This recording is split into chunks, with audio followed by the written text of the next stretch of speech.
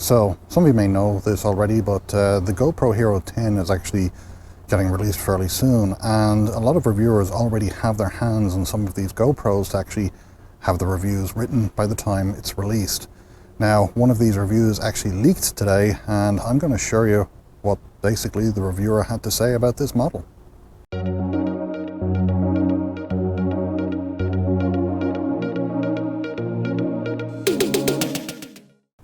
So for me, buying the GoPro Hero 10, usually I'd be on the fence about this because basically with the Hero 10, I don't think it's a big enough upgrade to actually justify buying it.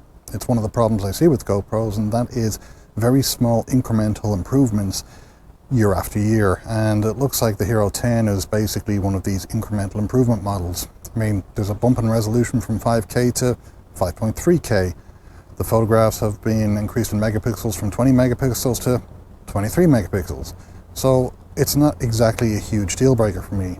However, I am in the market for a camera because with the previous GoPro models, I found the battery life to be kind of really short, whereas the Hero 9 had great battery life. And it's been confirmed that the Hero 10 will actually be using the same battery as the Hero 9. And for me, that's good enough for me to actually buy one of the models. So, what can we expect from the GoPro Hero 10? Well, rumor does have it that it's going to be released on September 15th. I would be surprised if that was the case because GoPro have always kind of released a promotional video to actually, build up people's excitement. So if they actually do go and release it on September 15th without any videos being made public, I would be very surprised. I'm going to kind of say, I'm thinking more like September 15th, they'll actually drop a trailer for the GoPro Hero 10, have the video clips up, and then possibly have a date when it will go on sale, which would be the end of September. But I could be wrong. I believe the previous model was actually released on the 16th, so yeah, we'll see. Anyway, one of the things that have really concerned people is the sensor. With the Hero 9 compared to the Hero 8, they actually put more megapixels on the sensor, or more pixels on the sensor, I should say, and people noticed there was a dramatic decrease in low light performance. Now, this has led a lot of people to say the more pixels you put on a small sensor like that, the worse your low light is going to be. And that's kind of yes and no. I mean, it's a whole other discussion that I kind of don't want to get into right now. But here's the thing. With sensors, the raw image data that you get is actually pretty messy. It really is messy.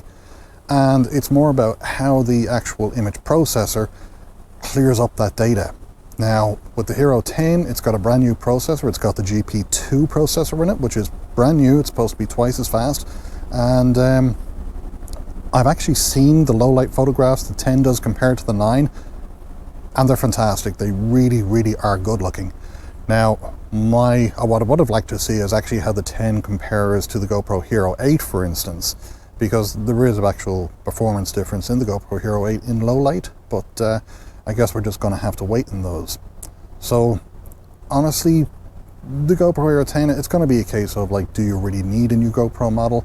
Because I don't think the incremental performance boosts are, really something that would sway me too much. I mean, it's got some good performance increases when it comes to slow motion. I believe they say they can do the 5.3K at 60 frames per second and 4K at 120 frames per second. Now for me, less than 5% of what I film is actually slow motion footage, so therefore, again, that's not really the main driving point for me. So what else do we know about the GoPro Hero 10? Well, there was actually some interesting things that were confirmed, and one of them was that the GoPro Hero 10 will now support direct cable transfers to the GoPro app. This will be a lot faster than using wireless transfer speeds over your phone, so that's an excellent thing to actually have. Another thing is that since there's no change in size between the GoPro Hero 10 and the GoPro Hero 9, all the mods that were used on the GoPro Hero 9 will be compatible with the GoPro Hero 10. So that does include the media mod and the display mod and the light mod. So that's another fantastic bit of news because it is a cost savings. We'll find out in 2 days' time exactly what GoPro's strategy is, and hopefully then we'll be able to read some reviews. So, hope you have found this video interesting, and if you did so, please click on that like button and hit subscribe.